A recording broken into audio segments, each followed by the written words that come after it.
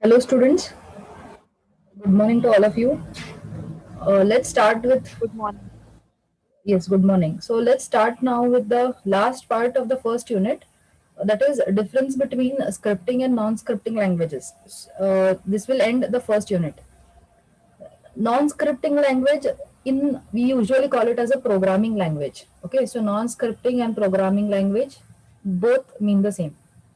So you can see, you can go through the slide here. Scripting languages use an interpreter. Like last semester you studied Python. We had the Python interpreter there. We do not compile the programs here. So I hope you know the difference between compiling and interpretation here. And the programming languages or the non-scripting languages make use of a compiler. So this is one major difference whenever you talk about scripting and non-scripting languages. Then scripting languages, now if you understand this, to combine the existing components. So what is happening in scripting languages is uh, we are we can develop it module wise. We can have different separate programs and we can try to combine it. But when we talk about programming languages here, whatever you try to code, you have to start it from the scratch. So that is the programming or the non-scripting languages.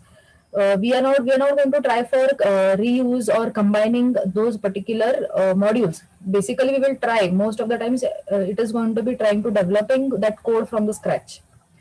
Then scripting, these run inside another program, because here we are trying to combine different programs. Like for example, the other day I showed you a script. We had the HTML code, and inside the HTML code we had the PHP script here. So that is why we say that these programs, scripting languages, or these scripting programs are going to be a part of another program. They run inside another program.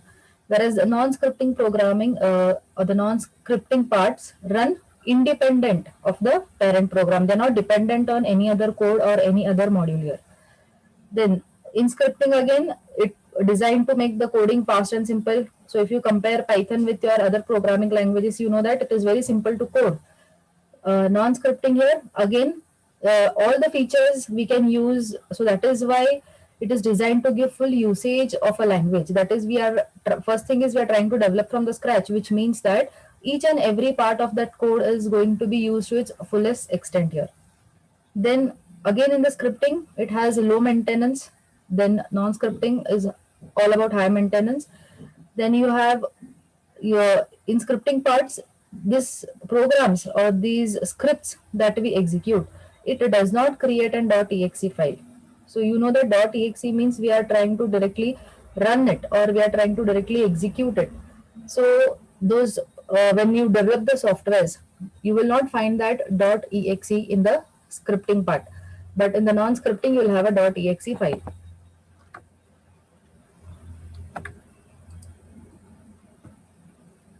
Some more differences we have here. So since we make use of an interpreter in scripting, we need not compile the program. But in a non-scripting, we always have to compile the program first and then execute it. So scripting is easy to use and write, whereas a non-scripting is a bit complex. Scripting languages take less time to code, and also the code required is less here. So non-scripting takes a longer time to be for developing, and also more code has to be written here. So again, requires a host, meaning it is run inside another program, or we are making use of servers. When we talk about scripting, for example, PHP here, then non-scripting, they are self-executable file and you do not require any host there. And you can see some of the examples that are mentioned, the different languages which come under scripting and which are a part of non-scripting languages. Then we have the different types of scripting languages here. You can just go through the slide and find out more about this on your own. So what is lightweight? Lightweight means those languages which do not put a lot of, do not consume a lot of processor or do not consume a lot of memory of your system. They are basically very easy to install, take consume less memory, and very easily run without making use of any resources of your system. They will try to run this particular program. So just go through the slide. We can take a snapshot and then find out about these.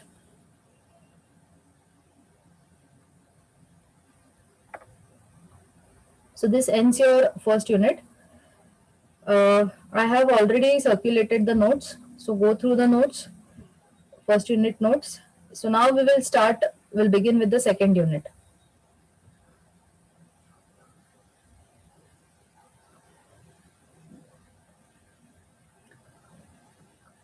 So unit 2 is about introduction to XHTML. So before we start with programming, let us try to understand the history and how it originated and all. So you can again read the slide here. Basically, when we talk about HTML, uh, it from how did it come into existence? So this ISO, the International Standards Organization. So this group, they started having different. They came up with notations which will help to write programs. That and specifically when we talk about HTML, we say it is a hypertext markup language. So why markup language? Because we are able to mark the text. We are able to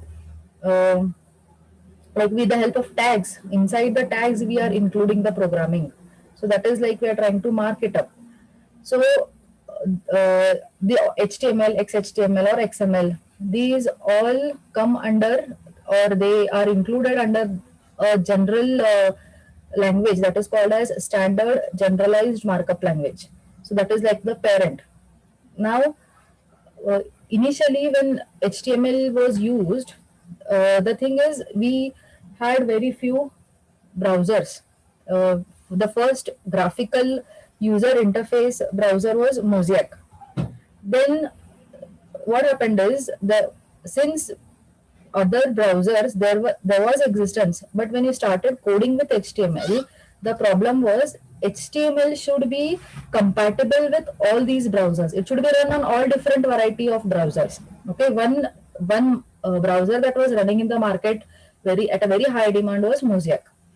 Then the problem came up is HTML is not being compatible on different systems or on different browsers. So slowly they started making modifications in this language. And then there was one time when after Mosaic, that is 1993, Mosaic was released. So after that, Microsoft started developing its own browser to avoid this issue of compatibility. They said we will come into the market with our own browser and which would be compatible with different versions of HTML. Then Microsoft, which is the browser that Microsoft has come up with. Can you tell me?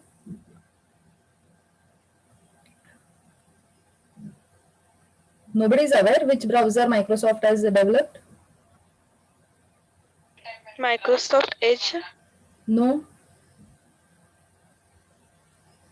not Microsoft Edge. Have you not heard of Internet Explorer?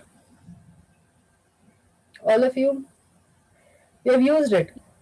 So Internet Microsoft started developing Internet Explorer. Okay, then now there is competition to sustain in the market.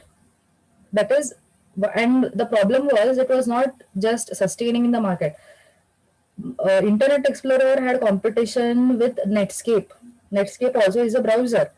So Netscape and Internet Explorer, both of these were having a tough competition. Now the problem was not the competition between only these both.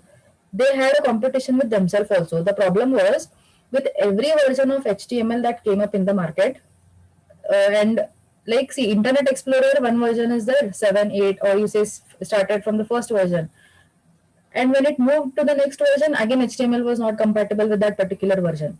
So this was a problem. First thing is they had competitors, Microsoft versus that Netscape.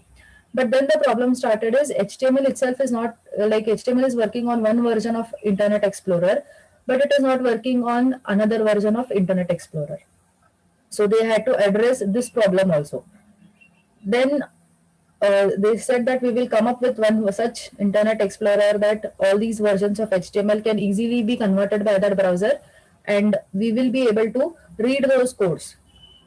So slowly, different incompatible versions of HTML were like they overcame up this problem of incompatibility, and then they came up with one particular proper Internet Explorer in the market. Then in the year 1994, so this worldwide consortium, they said that instead of the like all these browsers facing these problems of different versions of HTML and running on one browser and also running on one version of a browser and not running on the other, we will try to standardize HTML itself. We will make a proper standard for the HTML so that it is properly running on all the browsers irrespective of its versions. So that happened in the year 1994 with and the person was Tim Berners-Lee. This person came up with this standardization, and then later they started addition of style sheets to this HTML, and that was much before this Tim Berners-Lee came, much before HTML got stabilized to run on different versions of the browsers in the year 1990s. See, I said 1994 they came up with standardization of HTML, and in the year 1990 they started off adding style sheets, that is CSS, to this HTML. So that also gave a little better, I mean, HTML and CSS working together to create web pages, that gave a better effect. And also, now they had to think of this compatibility to run on the browsers. Then, so this is a little history and how this origin of HTML and XHTML. So some versions I can tell you here. Just go through this slide here. So who came up with the original version of HTML? So it was a particle physics lab. Okay, that lab is called as CERN, CERN. So these people came up. It was a design. The original version of HTML was designed by these people. So HTML started to rise in the year 1993, and that was with the release of Mosaic, that is the first graphical user interface well-designed web browser, that is Mosaic. And then Microsoft came up with its Internet Explorer, and there was then competition between Microsoft and Netscape. You must have heard of Netscape Navigator, that is one browser. So then these were trying badly to sustain in the market, both the companies there. And then 1994, the initial version of HTML was released, which was termed as HTML 2.0. And slowly it went on increasing with 3.2 version, 4.01, and so on.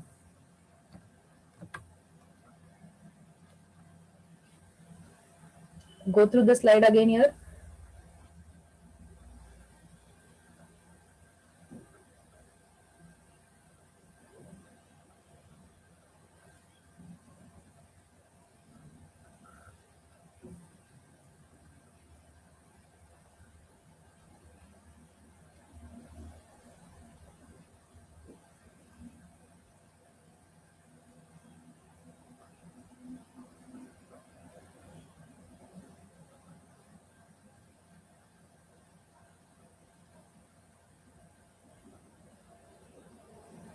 So can anyone tell me which version of Internet Explorer is currently in the market, the latest version?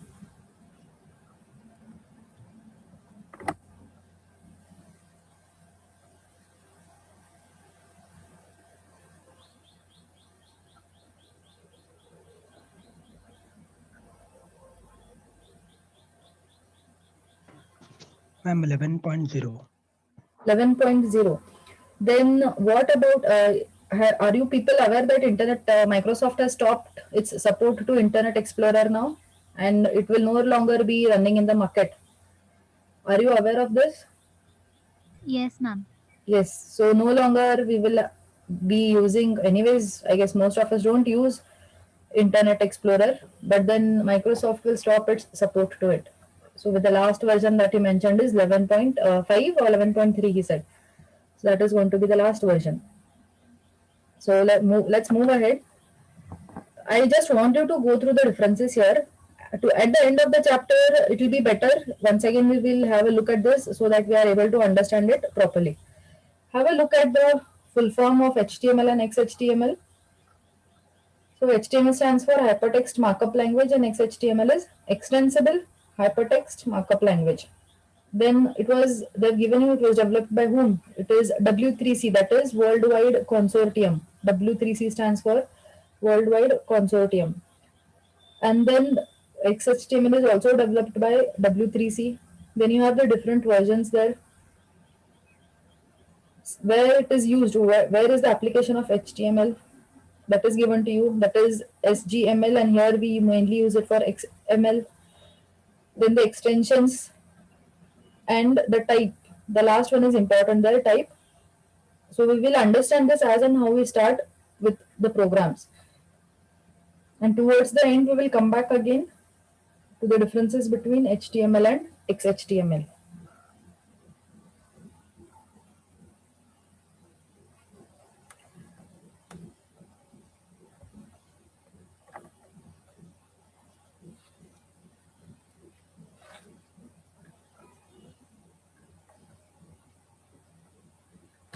Okay. Now, before we start the programming, we need to understand how the HTML document, what is the structure of an HTML document. Like for C programming, if I ask you the structure, you will say that we start it with hash include, then we have the main body of the program, then declaration, definition, declaration, and so on. So here also we will understand what is going to be the structure. So let us go pointwise. So the fundamental syntactics units of HTML are called as tags, or they are also called as elements. So in HTML or XHTML, whatever code you write, that or whatever text you want to mention, that has to be written inside a tag, and that tag is called, that tag that we mention, we usually say it to be HTML tag or an element, and that is written or is surrounded by angular brackets. You can see an example here, the last point, just the P tag. This is this angular brackets, and this P is called as a tag. So we usually write the tag names in lowercase letters, but you can always see it. The browser is not going to be case sensitivity is not going to be considered. But then with HTML5, case the especially the attributes and these tags and their values are usually written in lowercase only. If you would write it in an uppercase, that is not preferable. So with the HTML5, so it would be a good practice if you start writing it in, or write everything in the lowercase rather than one uppercase and one lowercase. So most of these tags will have an opening tag and a closing tag.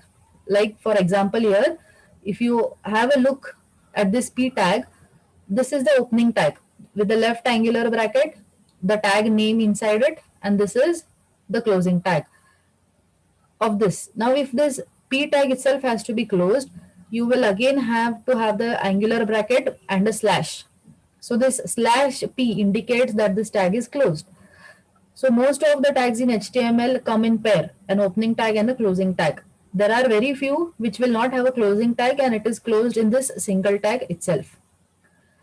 So we will see these tags with the help of the HTML structure. Let us go to Notepad. See, you can use any editors. When we talk about HTML, there is no any restriction that you have to use Notepad++ or anything. It's up to you. You can go for Notepad++, you can go for Atom, then you can go for the simple Notepad also. So we will use Notepad++. It is open source and you can easily download it through the internet. So let us first start with a tag. So the left angular bracket, and then I'm going to write HTML and close this. Okay, I'll just save this document.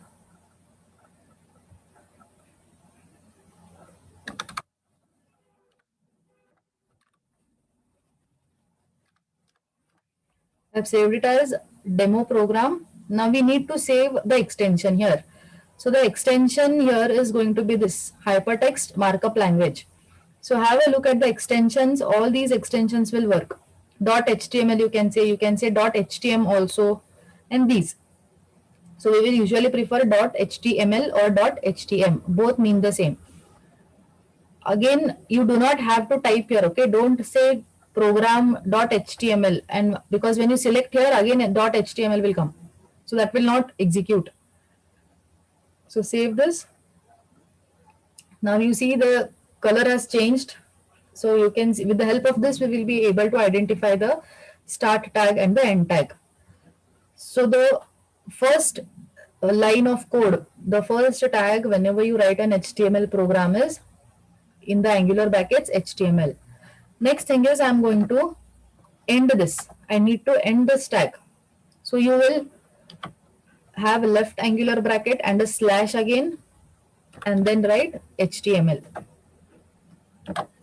So this is my opening and my closing tag of the HTML document. And you can see here, these are connected. So indicating that these both are a pair here. Now inside this, we are supposed to write our document. Now this HTML structure is divided into two parts. It has the head structure, the head portion or the head structure there, and the body portion. So the body portion is usually the one where we try to have our main web page code, all these main things that are needed for developing a web page. We usually do not code in the head portion of the HTML. Now, what does this head portion contain? So we will have a look. First, when you remember that whenever the best practices, whenever you have an opening tag, it is always recommended that you first close its subsequent tag and then move ahead with the tags to avoid confusion. So now we are done with HTML, which is a main parent or the root element. After HTML, we have a head tag. So I will again close this particular head tag here.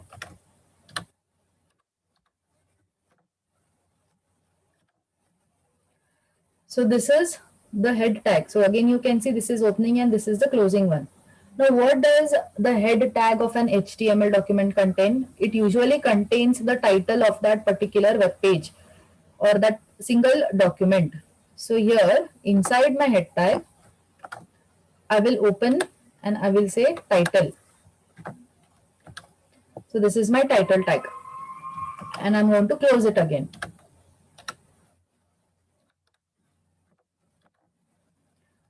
Inside this, we are supposed to give the title for the document.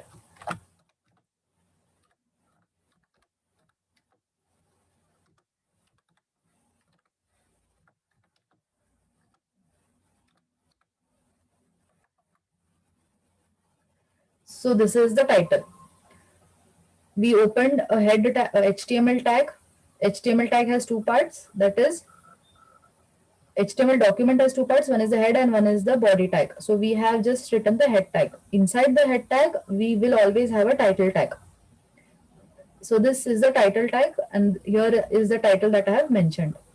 So if you do want to mention any title for your page, you can just skip this. You can eliminate writing this particular title tag, but still your document will work.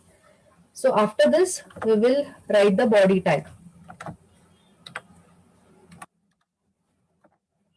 This is your body tag. The tag itself is body. Again,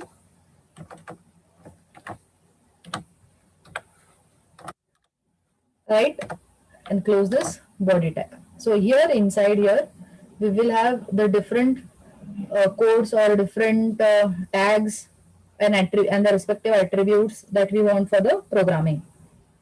So I'll just save this. Is the structure understood? All of you? Yes, ma'am. Yes, ma'am. We will just try to run this on the browser now and see what is getting displayed. Okay. You can directly run it from here. So here you have to select the respective browser that you want. Okay. So you can select it from, run it from here, or you can also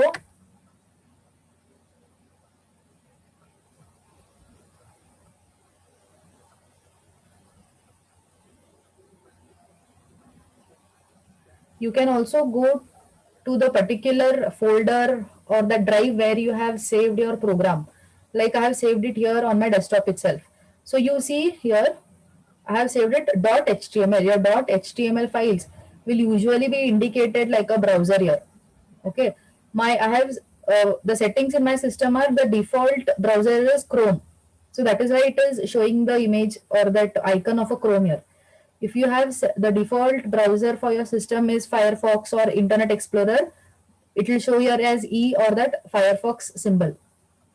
So if I double click on this, it will open in the browser. So you can see here the path where I have the browser screen is visible, right, to all of you?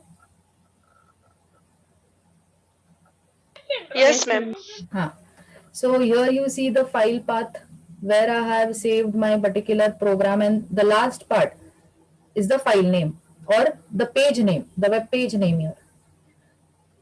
Now observe here my first HTML page. What is this? This I had mentioned in my title tag. So this is the title of this particular page only. You can also change this icon here, this small globe or the circle that you're able to see, that is called as a favicon. You can also change this depending on what website you develop. So this is the title. Now here on the browser, nothing is displayed because we have not written anything inside this body tag. Nothing is written here. So now if I will write, I will not use any tags for now. I will just directly write a statement.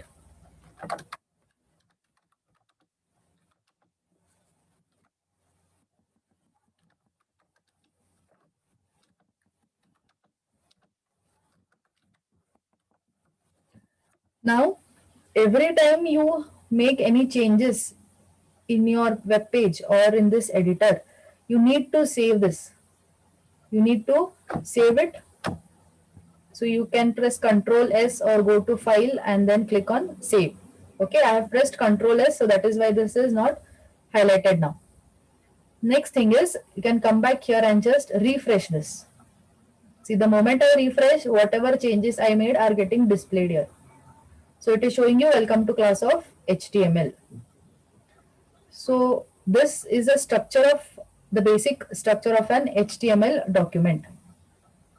Then let us go back to our PPT here. One small thing I want to tell. We'll just take this slide.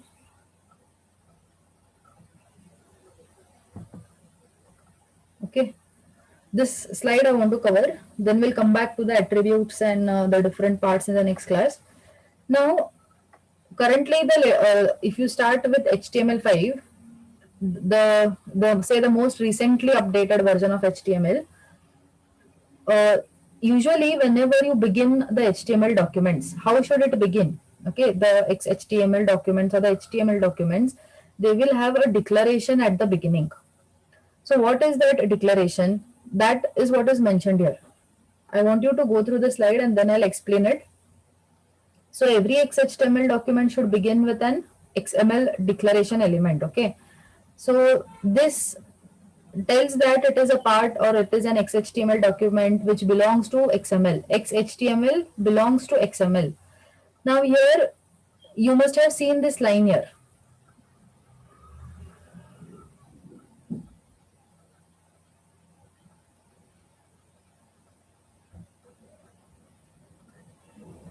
This one, this particular line you must have seen sometimes. XML version is equal to 1.0 and encoding UTF-8. So what is that? Why do we specify this at the beginning?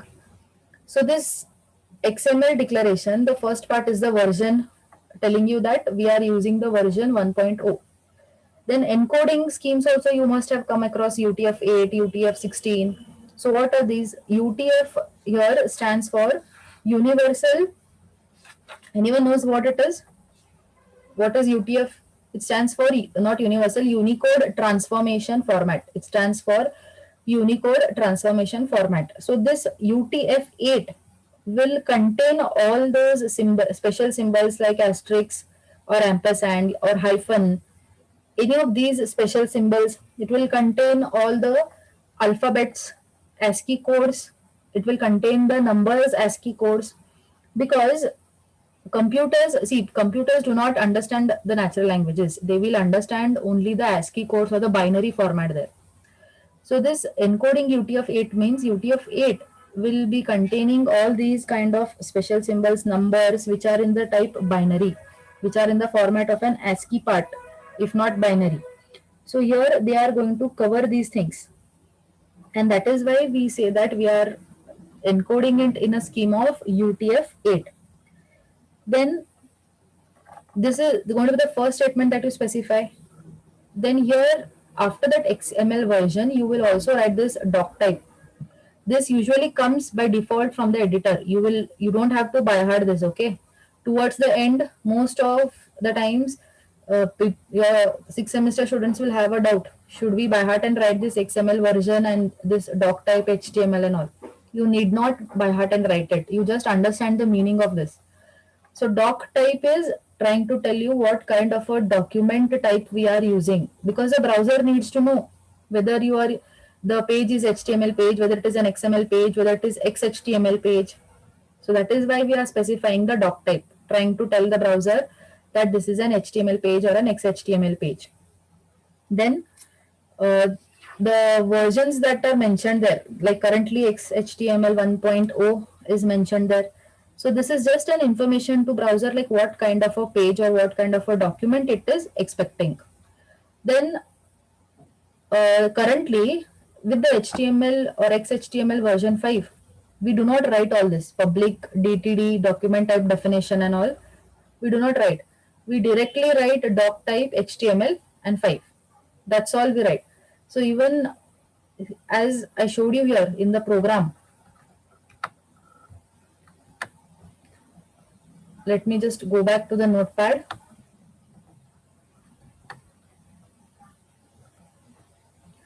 Here I did not mention those doc type, neither did I mention XML version, right? But still this particular web page or this small code executed on my browser.